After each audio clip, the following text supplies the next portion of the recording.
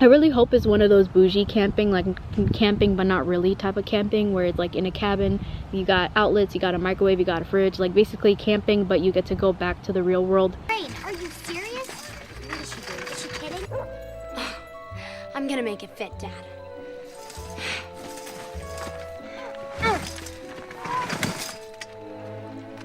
Oh, and another thing is, you're going to see a change in my editing style, and it's because I have officially abandoned Final Cut Pro. Like, it would crash constantly, and it just made editing really hard. So I was just like, I'm so sick and tired of this app. So I have abandoned it for this one. I'm forgetting the name. Hi guys, so I'm here at camp. As you can see, this is the room that I'm sharing with my mom and my sister. I don't know who's going to sleep where. So we are required to bring pillows and fitted sheets, and there's 2 mattresses, and then somebody has to take one for the team and sleep on the couch. So I wanted to do a tour today because all of the families are watching Moana. They let us make name tags today, so I made mine. Looks pretty nice, right? And then let me show you the bathroom. So the bathroom is okay. It's the usual. There's a shower curtain and a bathtub, which is really nice. I did not know there was a bathtub. And this is my period product. It's my time of the month, you know, it's normal. So basically these 4 organizations came together to create this event for children with autism. Majority of the parents are Somali Oromo. So a lot of Somali and Oromo families came together today to come camping to see if it would work out. A lot of parents were worried about camping and whether or not it would be good for their kids. So basically this trip is like a test run to see if this event is successful and if we can do it in the summertime or in the future. So I don't think anyone's here, so let me do a tour of the entire place. Okay, so this is a living area on the top floor. They kind of made it in a way where people can like come together and sit. 6 families are living here. So 4 families upstairs and 2 downstairs. The one we share, so this one right here. And then there's 1 family over there. And if we go here, there's 1 family here and 1 family here. And then here are the stairs. And then there's 2 more families. There's 1 here and there's 1 here. And then this is the front door. So then they have a kitchen and everything, which is really nice. I wish we had more time to prepare because none of the parents brought anything. Like, we literally did not bring food. I think this is another room, but no one's sleeping in here. So yeah, this is pretty much how it looks like. I'm gonna go back upstairs because I'm scared about like parents coming and seeing me film them. This is really cute. So I promised that I was going to show you what I packed. I packed this sweater because it's the thickest and I thought it would be perfect in case I get freezing cold. Underneath is my thick turtleneck, so I pretty much layered. And my favorite, this is my comfort hijab, and I brought it on purpose because I was like, if I'm gonna be stuck in the middle of nowhere, I want to make sure like the fabric works for me. Normal black skirt, and then my winter boots because it's actually really cold right now. It's like 40. So I brought just a regular suitcase. This is the one. So in my first bag, don't judge me about the cuff food bag, okay? Like, I don't have traveling cubes anymore. So here's my face wash. I literally only use this and it's almost done, so I thought it would be smart to pack it.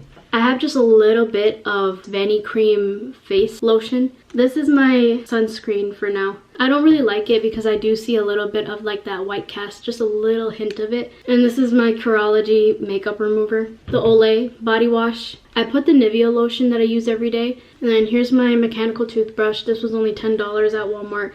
And then floss, deodorant, and toothpaste because I don't play about hygiene, okay? So I stayed up till like 2 in the morning last night. I was doing laundry, so basically washing these clothes so I could wear it today.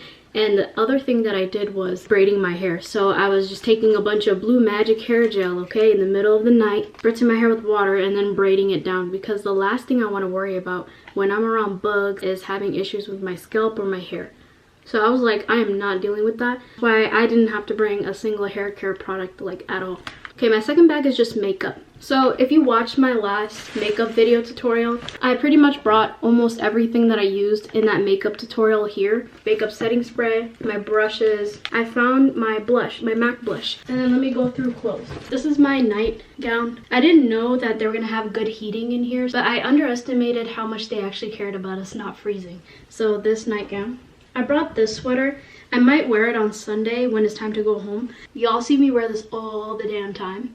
And it's because it's very comfortable. The texture is really nice. So these are my overalls from Shein. It's plus size. It's very modest, but then it also gives me the power to like climb and do a lot of things I can't do with the skirt. And then I brought a bunch of turtlenecks. So I brought this turtleneck sweater, a bunch of underwear, but that's none of your business, and then sweatpants, pair of leggings, another black scarf. This is my African exfoliation rag. It's in its own Cub Food bag because I used it this morning. So I was like, I'm bringing this with me because I'm not gonna stink, okay?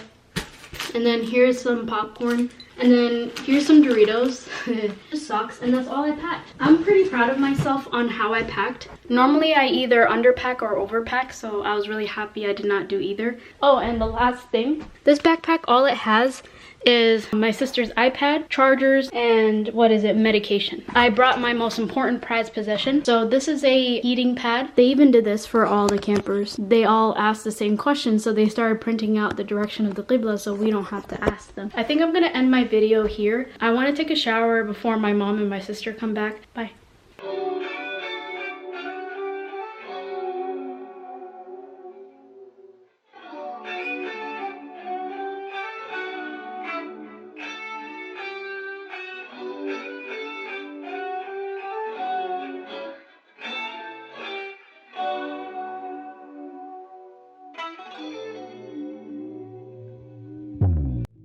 Hi guys, it's day 2 and I was just going with my sister to all of these sensory events. So they had music, drawings, there was like this leaf activity where basically you grab a bunch of leaves. We use these 2 leaves to like trace paper. So my sister's is the one on the bottom, but this is mine. I think I did pretty well.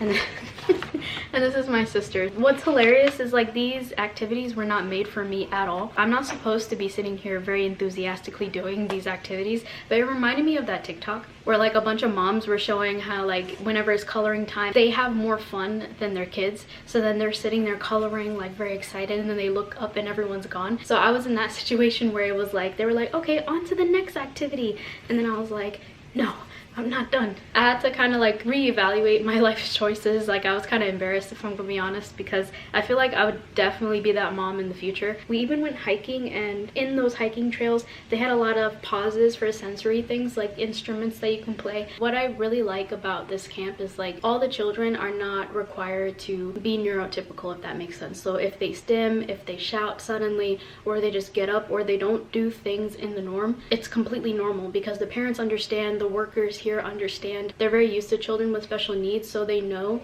what stimming is. So there was a kid stimming in the corner minding his business. We were just painting like usual, right? Ismail looks at that kid and then he looks at us and he's like, that kid has Asperger's syndrome.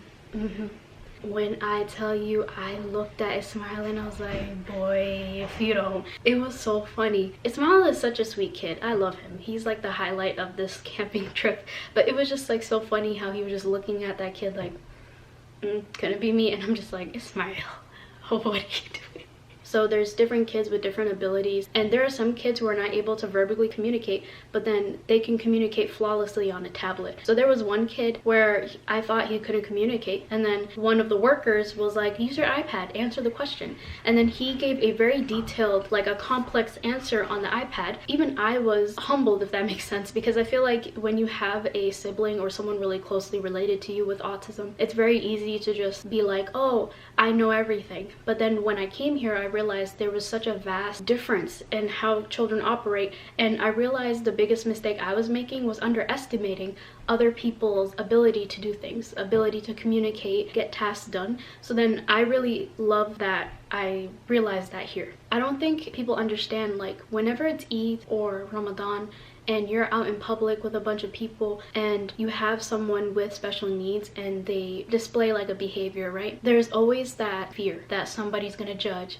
point and laugh, or make your life difficult because why is this person not following the rules? So what I love about this place is like when it's breakfast time, lunch, dinner, kids can be running up and down the whole cafeteria and no one's gonna bat an eye. It's like you can run, you can stim, anything, you can literally do anything. You can just lie on the floor and no one's gonna say a word, and I really appreciate that. I think that's the issue I have at the end of the day. I don't think kids who have special needs have to force themselves to assimilate to neurotypical rules and boundaries. It's like you just have to learn how to work with them, and then you will see their full potential. I really like this event. I'm really happy I went. After dinner, they're going to be having dancing. So like basically they're going to play a bunch of Somali music and Oromo music, and just basically to like let the parents and the kids run loose. I think it's more geared towards the parents. But yeah, I'll see you guys tonight, hopefully, if I can film it. Bye.